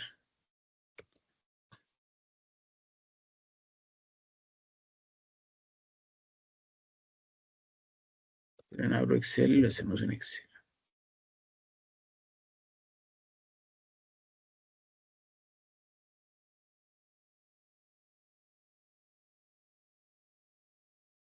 Serían 159 días.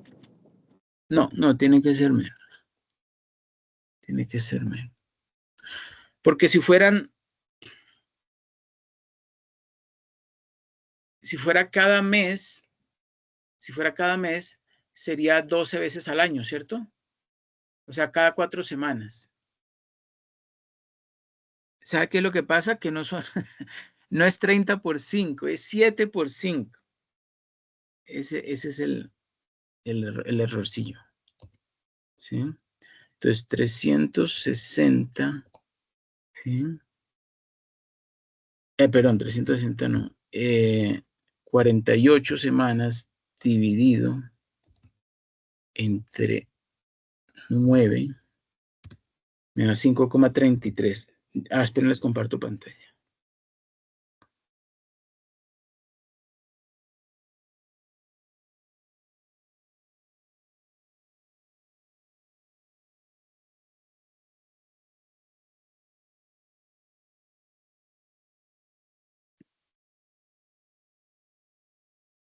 ¿Esto es qué? Esto es 48 dividido 9, ¿cierto? Pero resulta que esto es en semanas, ¿sí? O sea, que sería 5,33 semanas, ¿sí? ¿Cuántos días tiene una semana? 7, ¿cierto? Entonces sería 7. esto por 7. Ahí nos da. Ok, 35. Eso. Ahora sí, porque dije, no, pues 150 sería algo así como 2 veces al año, ¿no? Un poco más. Bueno. Listo. Claro, si tomamos no 360, sino 365, bueno, daría un poquito más, ¿sí? 41 días. Ahora, el costo de los bienes vendidos, que en inglés se denomina cost of goods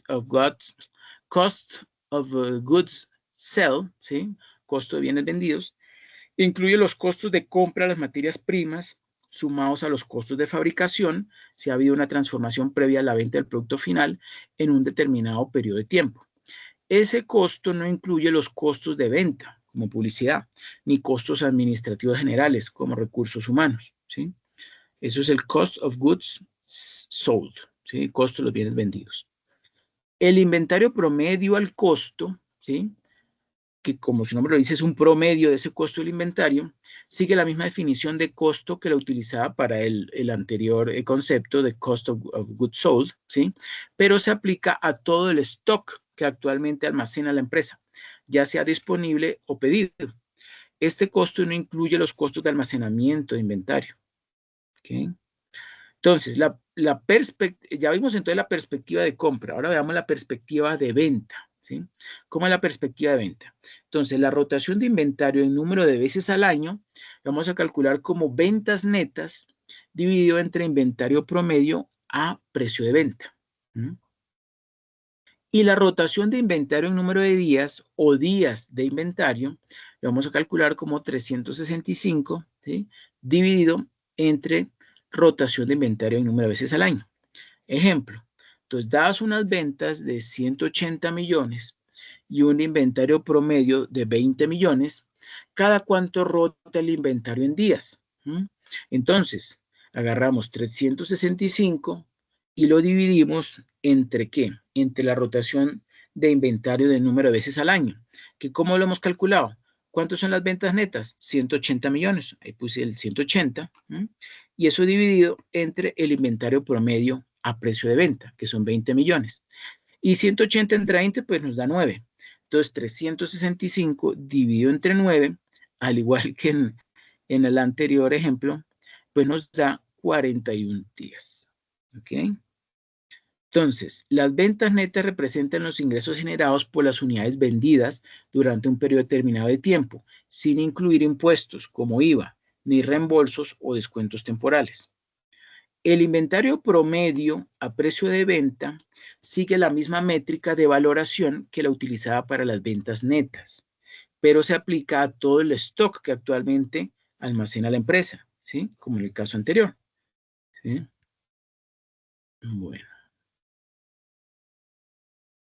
Ahora veamos ya un poco con más en detalle lo que es el periodo medio.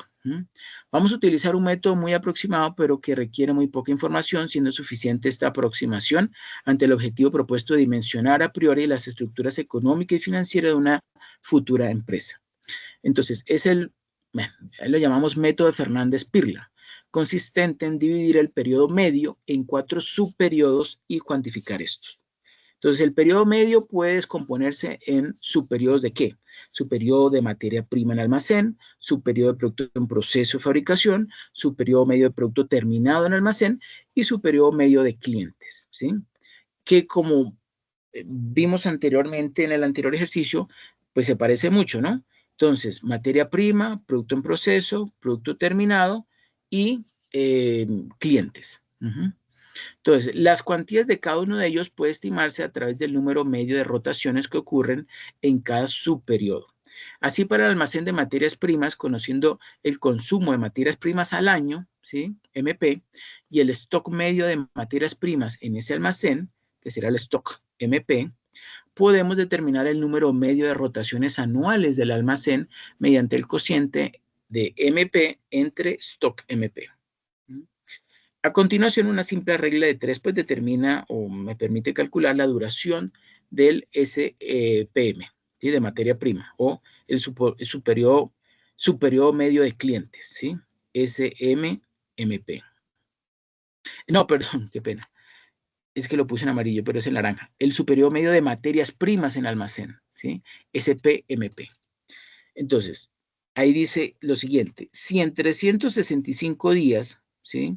Se tienen una cantidad que no sé, pero sé que se calcula MP sobre stock MP de rotaciones, entonces yo me puedo preguntar cuál sería, ¿sí? El superior medio de materias primas en almacén, ¿sí?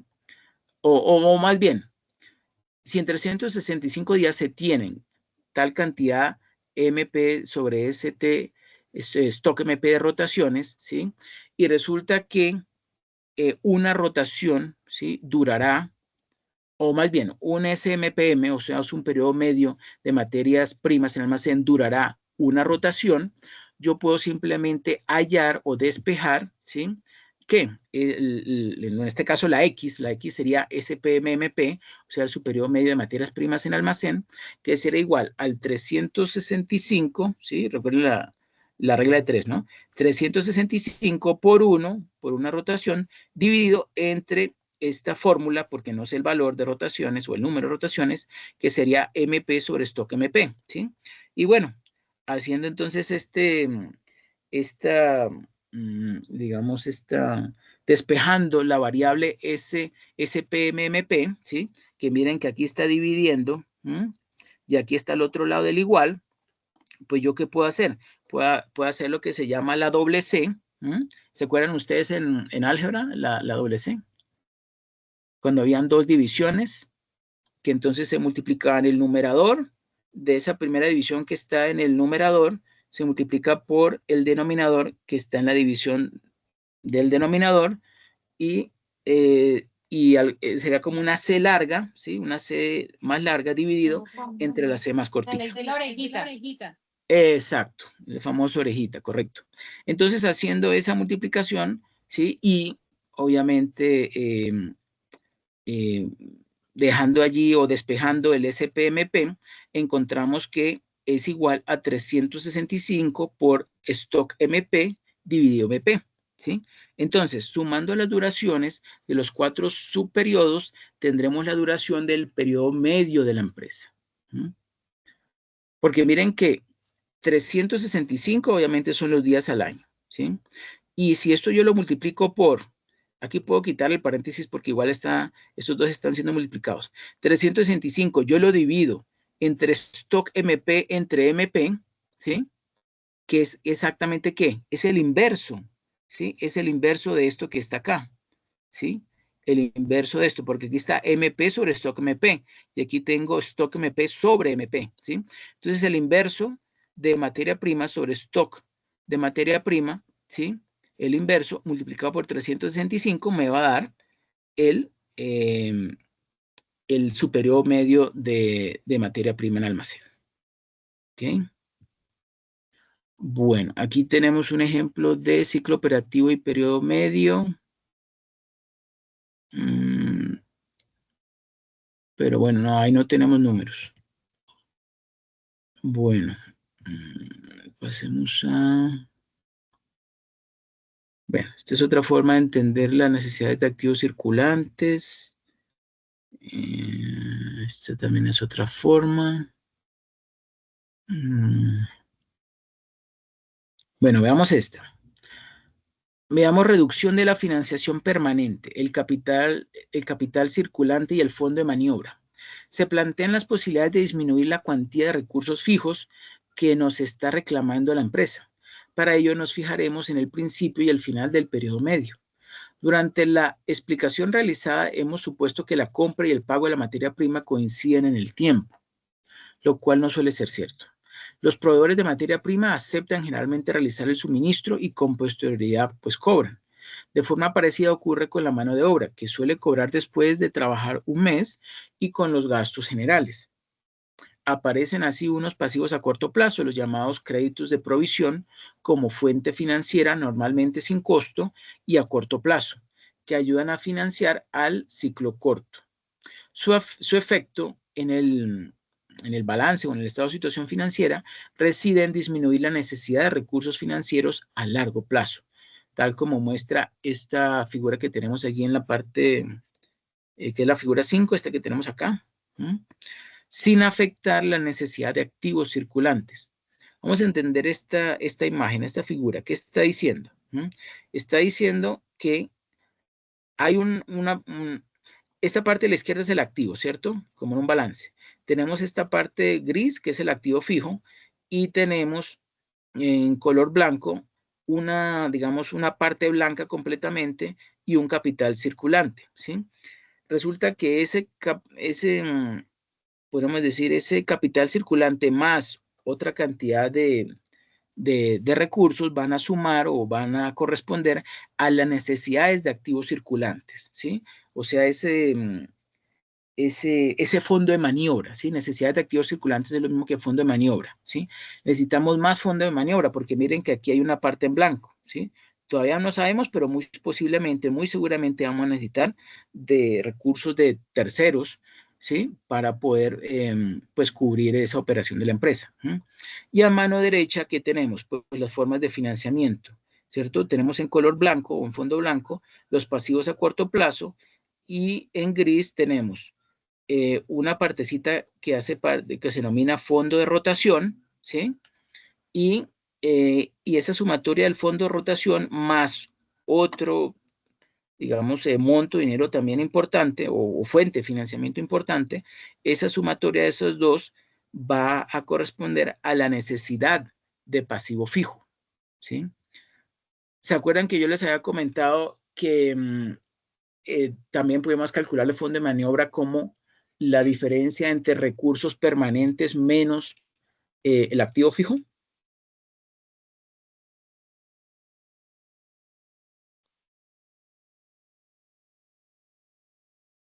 Y que los recursos permanentes, ¿sí?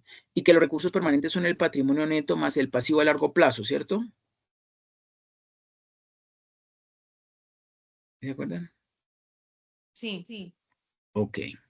Entonces, la nueva configuración del balance implica la existencia de dos conceptos muy importantes para el análisis financiero: el concepto de capital circulante en el activo y el de fondo de rotación o fondo de maniobra en el pasivo, ¿sí? Que podemos definir de la siguiente forma. Entonces, en azul, ¿sí? Capital circulante, volumen de activos a corto plazo financiados, ojo, financiados con pasivos a largo plazo, ¿ok? O sea, podríamos decir que eso sería de este fondo de rotación, ¿sí? Fondo de rotación. Y el fondo de maniobra o de rotación, que sería el volumen de pasivos fijos, el volumen de pasivos fijos, o sea, estos que están por acá, pasivos fijos son los que están por acá, de pasivos fijos, que financian los activos circulantes a corto plazo, o sea, estos que están acá. ¿Ok? Bueno. Bueno, aquí lo tenemos más grandecito, pero es exactamente lo mismo. ¿Ok?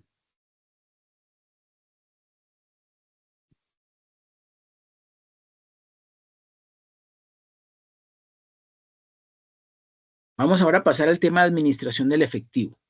La administración del dinero y específicamente mantener un saldo óptimo de efectivo es uno de los principales problemas de las empresas.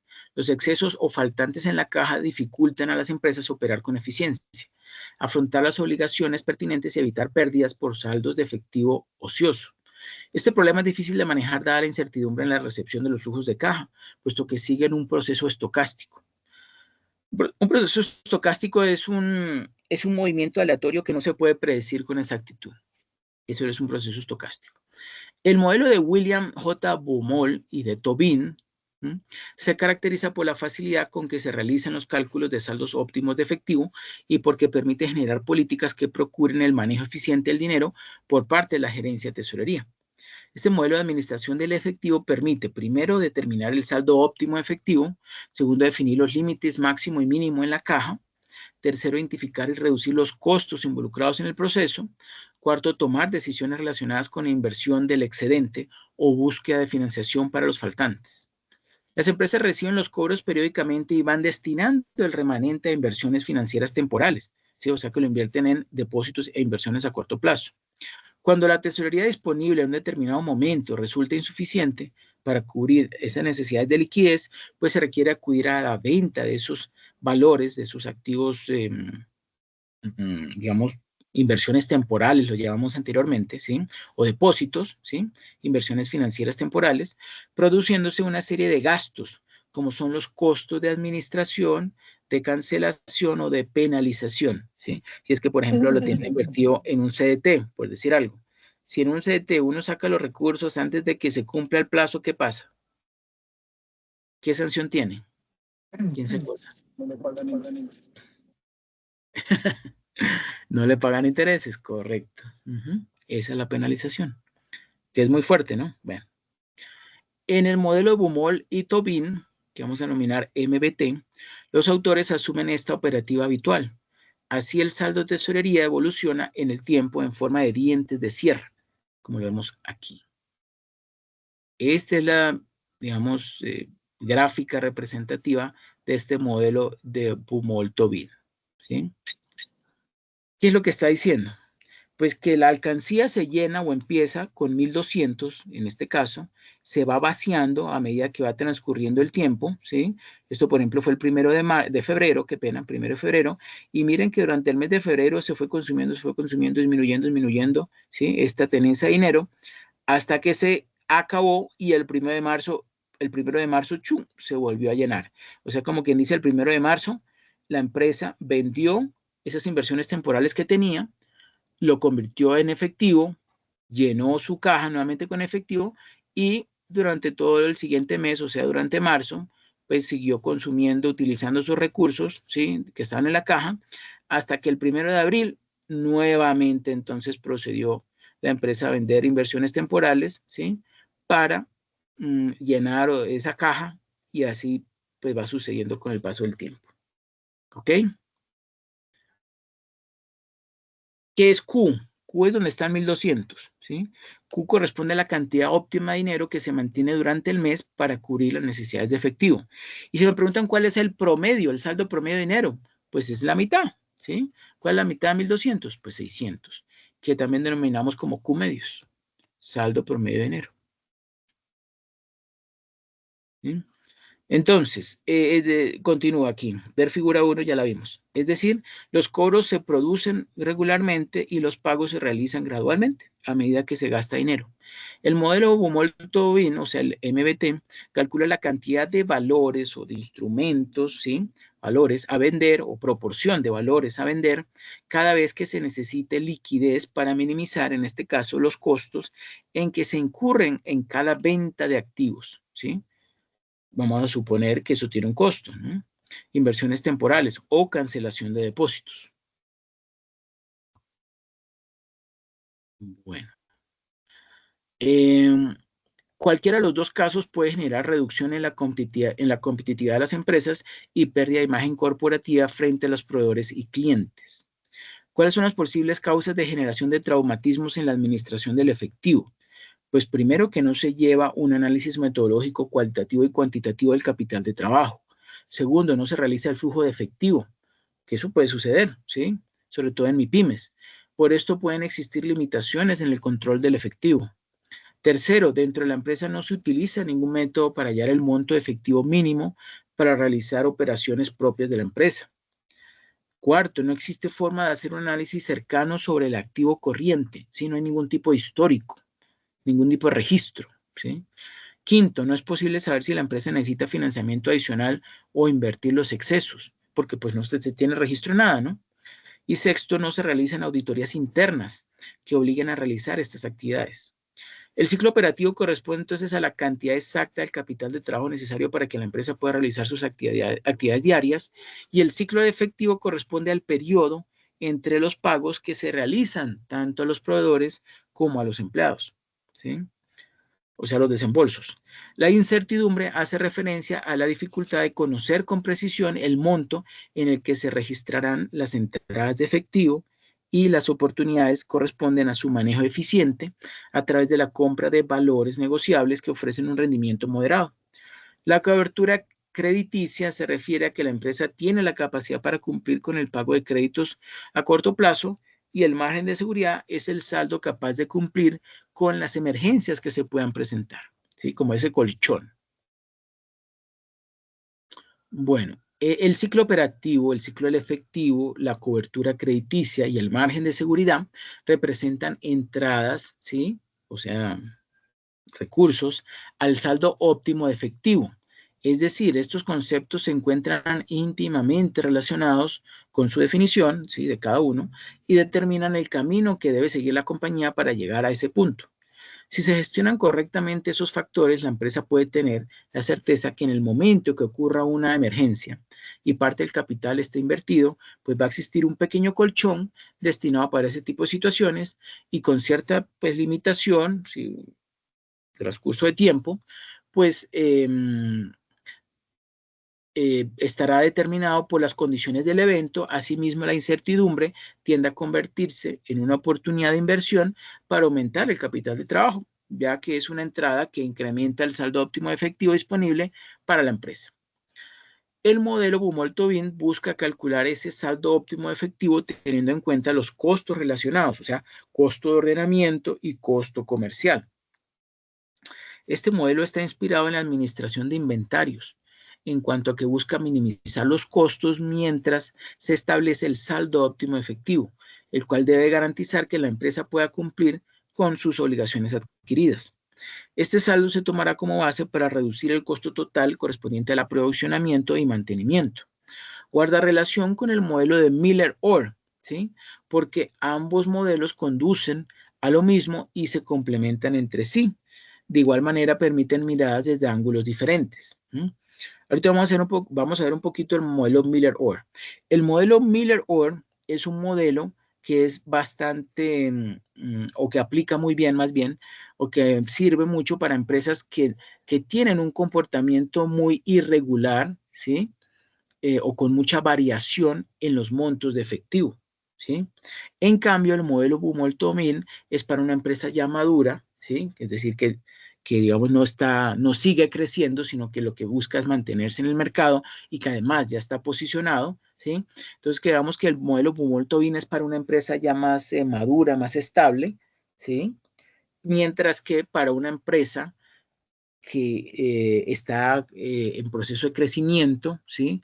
Está buscando mantenerse y conseguir una posición en el mercado, ¿sí? Muy posiblemente pues tenga que utilizar el modelo Miller-Orr, porque hay más incertidumbre en cuanto a la cantidad de recursos que debe mantener en caja para cubrir su operación. ¿Ok? Bueno, establece entonces un saldo óptimo de efectivo y el punto de equilibrio del costo de oportunidad y comercial para poder observar el costo de mantener ese dinero en caja y el costo de reponer el dinero y sus transacciones en cada periodo, sus obligaciones de manera oportuna sin presentar pues, riesgos de liquidez.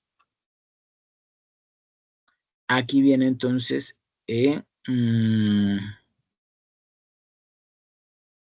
bueno, aquí todavía estamos con el modelo Bumol-Tobin.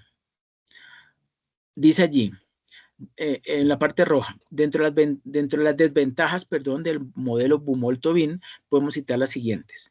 Los movimientos de la caja no están definidos con certeza. Las entradas que se producen en la caja no son no son una única vez durante el periodo y mucho menos igualmente distribuidas. En consecuencia, el modelo Bumol-Tobin es poco flexible y su adaptabilidad a flujos de caja en empresas grandes puede llegar a ser complejo. Eso según García, JP 2001.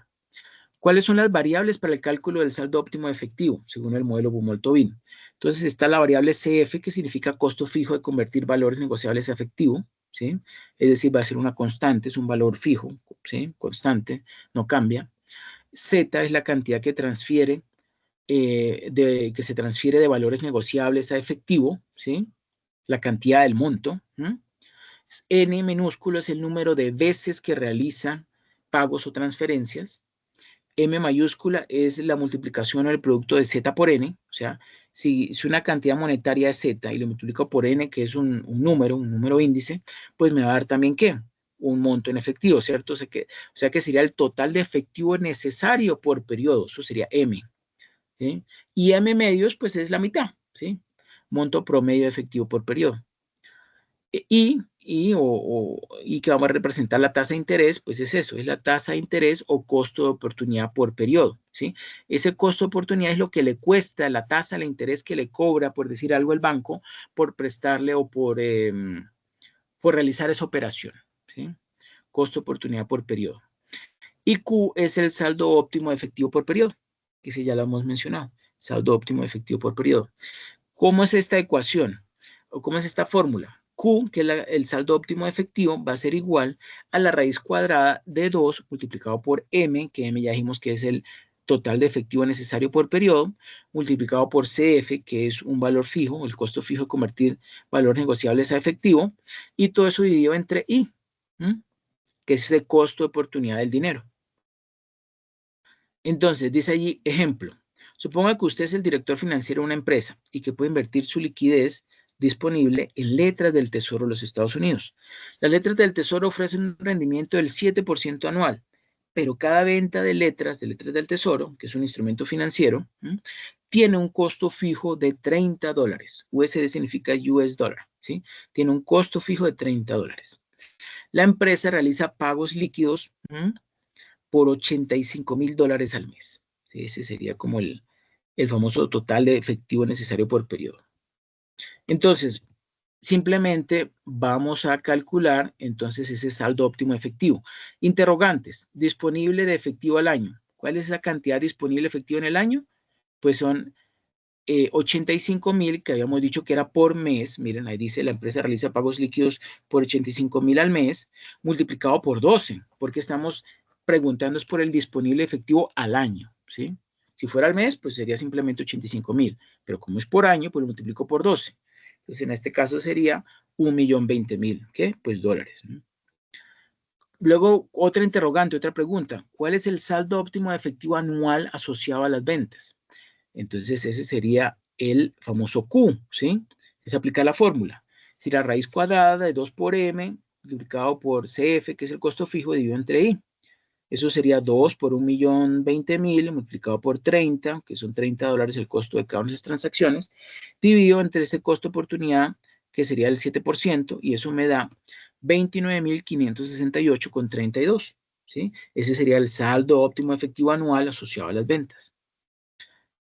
Tercero, ¿cuál sería el número de ventas que se realizaría cada año? Ah, pues ese sería el famoso que N, ¿cierto? Que ¿cómo podemos calcular N minúscula? Como M sobre Q, ¿sí? M sobre Q. M ya lo calculamos en la primera pregunta, que es 1,020,000, dividimos entre Q, que es ese saldo óptimo efectivo, y al dividir ambos, pues nos da 34,5 ventas al año, ¿sí? Promedio, ¿no? Y si luego nos preguntamos cuál es el saldo óptimo efectivo promedio al año, promedio, pues simplemente agarrar ese saldo óptimo efectivo anual y dividirlo entre 2. O sea, 29,568,32 entre 2, pues me da 14,784,16. Y esta misma información, ¿sí? Que son las respuestas a estas interrogantes, pues las plasmamos aquí dentro de esta gráfica. Tenemos entonces el famoso Q medios, ¿sí? Que en este caso es 14,784,16. El Q, que es 29,568,32, ¿sí? Y no más.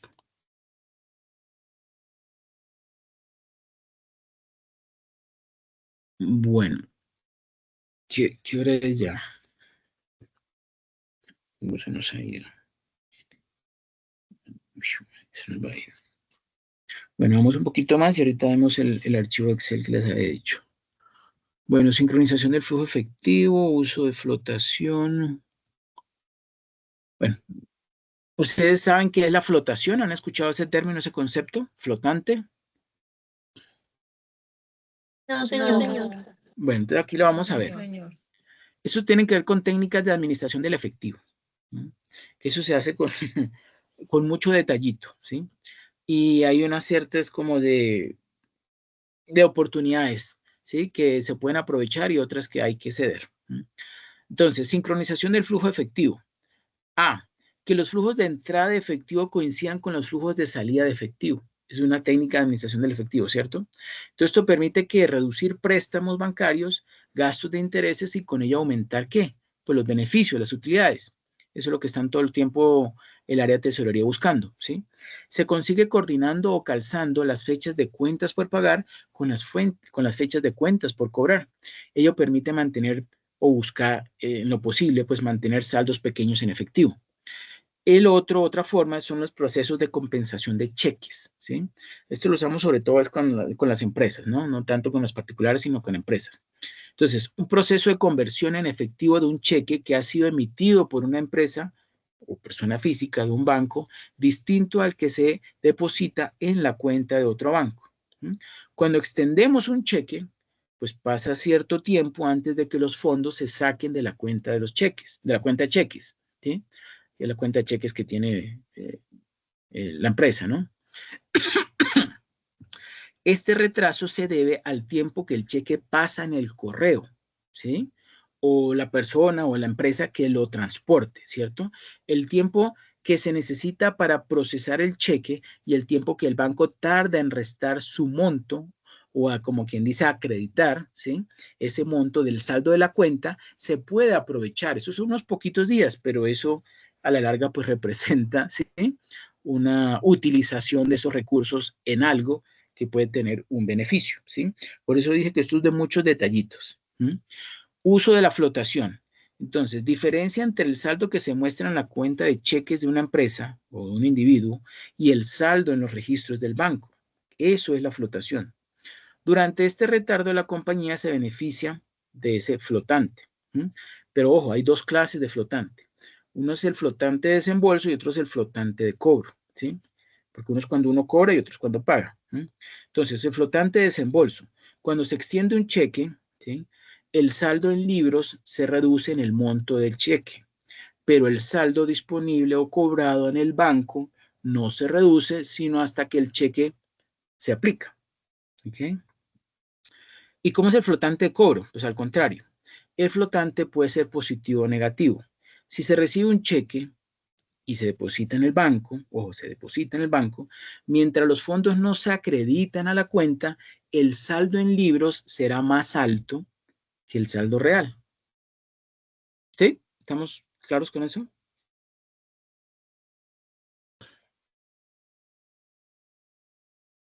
Estamos hablando de unos días, pero esos días cuando se convierten en algo cotidiano, sobre todo los bancos lo aprovechan. ¿Ok? Y la flotación neta, pues la diferencia entre esa flotación por desembolsos y la flotación por cobranzas. La diferencia entre el saldo que aparece en la cuenta de cheques y el saldo que se muestra en los libros del banco. Esa es la flotación neta. ¿Cuáles son las demoras que ocasionan la flotación? Pues se requiere tiempo, ¿sí? ¿Para qué? Para que sean procesados por la empresa receptora, ¿sí? Demora por procesamiento, o que sean compensados a través del sistema bancario, demora por compensación. ¿Ok? Bueno, hay unas formas de aceleración de las entradas de fondos, pero bueno, eso no hace falta profundizar. Veamos las condiciones de crédito. ¿Quién me ayuda, por favor, leyendo esta diapositiva? Yo. Ok. Condiciones de crédito. Las condiciones de crédito ayudan a la empresa a obtener mayores clientes, pero se debe tener mucho cuidado ya que se pueden ofrecer descuentos que en ocasiones podrían resultar nocivos para la empresa. Los cambios en cualquier aspecto de las condiciones de crédito de la empresa pueden tener efectos en su rentabilidad total. Los factores positivos y negativos relacionados con tales cambios y los procedimientos cuantitativos para evaluarlos se presentan a continuación. Descuentos por pronto pago. Cuando una empresa establece un aumento de un acuerdo, un descuento por pronto pago puede esperarse cambios y efectos en las utilidades. Esto porque el volumen de ventas debe aumentar, ya que si una empresa está dispuesta a pagar al día, el precio por unidad disminuye. Si la demanda es elástica, las ventas deben aumentar como resultado de la disminución de este precio. También el periodo de cobro promedio debe disminuir, reduciendo así el costo que maneja de cada cuenta por cobrar. La disminución de cobranza proviene del hecho de que algunos clientes que antes no tomaban los descuentos por pronto pago ahora lo hagan. La estimación de las cuentas incobrables debe disminuir, pues como en promedio los clientes pagan más pronto, debe disminuir la probabilidad de que una cuenta mala. Este argumento se basa en el hecho de que mientras más se demore un cliente en pagar, es menos probable que lo haga. Mientras más tiempo transcurra, hay más oportunidades de que el cliente se declare técnicamente insolvente o en bancarrota. Tanto la disminución en el periodo de tiempo de cobro como la disminución de la estimación de cuentas incobrables debe dar como resultado un aumento de las utilidades. El aspecto negativo del aumento del descuento por pronto pago es una disminución en el margen de utilidad por unidad, ya que habrá más clientes que toman el descuento y pagan por un precio menor. La disminución o eliminación de un descuento por pronto pago tendría efectos contrarios. Los efectos cuantitativos de los cambios en descuentos por pronto pago se pueden evaluar mediante la aplicación de un método similar al de la evaluación de cambios por las condiciones del cambio de crédito. Ok, perfecto, muchas gracias. Bueno, los siguientes apartados hacen parte de la política de crédito de una empresa. Primero, condiciones de crédito. Acuerdos llevados a cabo entre la empresa y el cliente, en donde se comprometen a cumplir y llevar a cabo la forma y tiempo de pago de una transacción. Segundo, estándares de crédito. Definen los criterios mínimos para conceder un crédito a un cliente. Los estándares abarcan asuntos como las evaluaciones, referencias, periodos de pago, índices financieros, bases cuantitativas y demás. En este punto, el autor Van Horn y Wojcicki, 2010, afirman que los estándares establecidos pueden tener una influencia significativa sobre las ventas, debido a que un cambio que se traducirá en mejoras para los clientes, pues impulsará la tendencia al alza de las ventas de la empresa y viceversa. Tercero, evaluación de estándares de crédito. Consiste en establecer si la compañía debe determinar estándares más flexibles a través del cálculo de los efectos que estos tengan en las utilidades marginales y ventas. Como complemento a las políticas que rigen los créditos, la empresa establece políticas de cobro para definir los procedimientos que se deben seguir para cobrar las cuentas a su vencimiento. La efectividad de estas políticas se evalúan examinando el nivel de cuentas incobrables, el cual no solo depende de ellas, sino también de las políticas de crédito. En materia de políticas de cobranza se pueden distinguir tres tipos de política. Hay unas políticas restrictivas, ¿sí? En ella existe la concesión de créditos en periodos muy cortos, con normas estrictas, y políticas de cobranza agresivas. En este tipo de políticas se contribuye a reducir las pérdidas en cuentas de cobro dudoso, pero traer como consecuencia reducción en el nivel de ventas y en el margen de utilidad. Segundo, políticas liberales. Este tipo de políticas son más flexibles. En ellas se otorgan créditos teniendo en cuenta la competencia. No ejercen presiones en el cobro y son menos exigentes en los estándares de crédito. Como consecuencia, este tipo de política genera un aumento de las cuentas por cobrar y de las pérdidas en cuentas incobrables, por lo que no estimula mayores aumentos compensadores en ventas y utilidades. Y tercero, políticas racionales. Son aquellas que deben aplicarse para tener un flujo normal de crédito y de cobranzas. Se utilizan con el fin de que se cumpla el objetivo de la administración de cuentas por cobrar, el cual consiste en maximizar el rendimiento sobre la inversión de la empresa. Aquí se conceden créditos a plazos razonables según las características de los clientes. Los pagos anticipados representan futuros gastos que han sido pagados a cambio de recibir bienes o servicios en fechas futuras que se van a consumir a más tardar en el ciclo de operaciones vigente. Si el periodo es mayor al ciclo operativo, este se clasificará como activo no corriente en el rubro de cargos diferidos. Bueno. Administración de las cobranzas, los diversos métodos de cobros y pagos mediante los cuales una organización mejora la eficiencia de la administración de su efectivo constituyen dos caras de la misma moneda. Producen repercusión conjunta sobre la eficiencia global de la administración del efectivo. La idea general consiste en hacer efectivas las cuentas por cobrar tan pronto sea posible y diferir lo más que se pueda el pago de las cuentas por pagar, pero pues manteniendo al mismo tiempo la imagen de crédito de la organización con los proveedores. En la actualidad, la mayor parte de las organizaciones de cierto tamaño utilizan técnicas sofisticadas para acelerar los cobros y controlan en forma estrecha los pagos.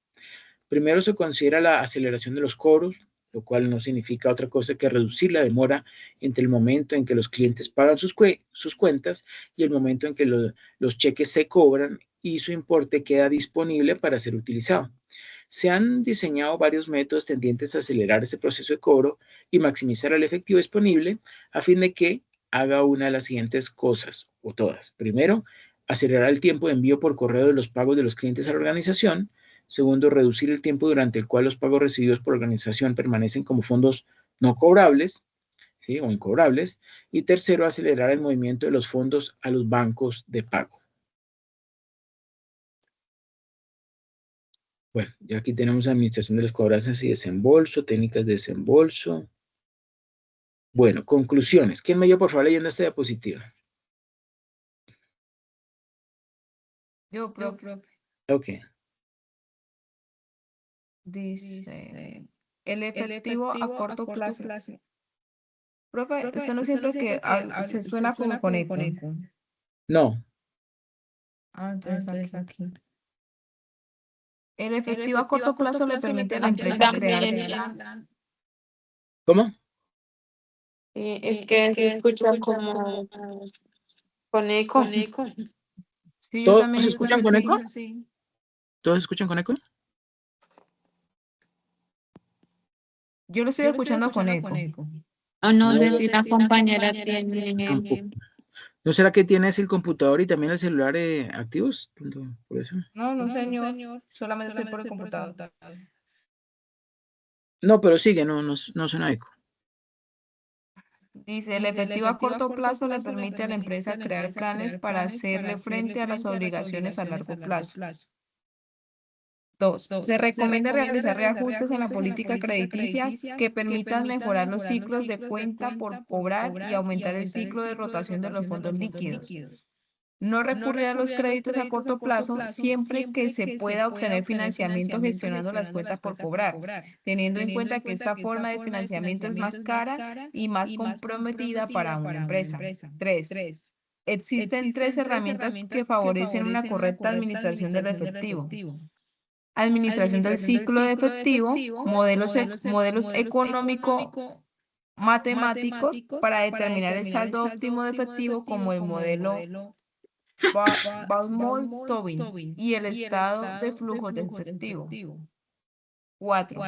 Las principales funciones del área de tesorería en una empresa son control y planificación de liquidez, gestión de necesidades y excedentes a corto plazo, negociaciones bancarias, gestionar el riesgo, control de gestión y establecer relaciones con otros departamentos. Perfecto, muy bien. Bueno, ahora entonces les voy a compartir un enlace para que puedan descargar el archivo de una empresa manufacturera que se llama Pretty Woman. Entonces, permítanme, ya se los paso.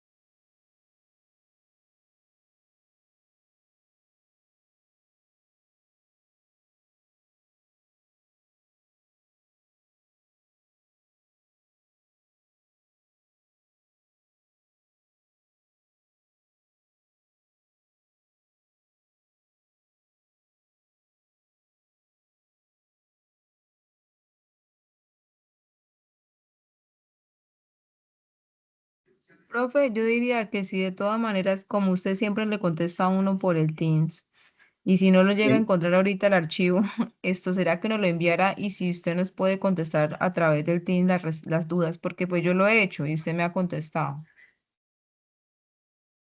Ya lo encontré. Esperen, ya lo encontré. Aquí está. Entonces, miren, aquí les estoy pasando a través del chat. Por favor, para que lo miren de una vez. Ahí está. Por favor, denle clic y me confirman si lo pueden abrir o no.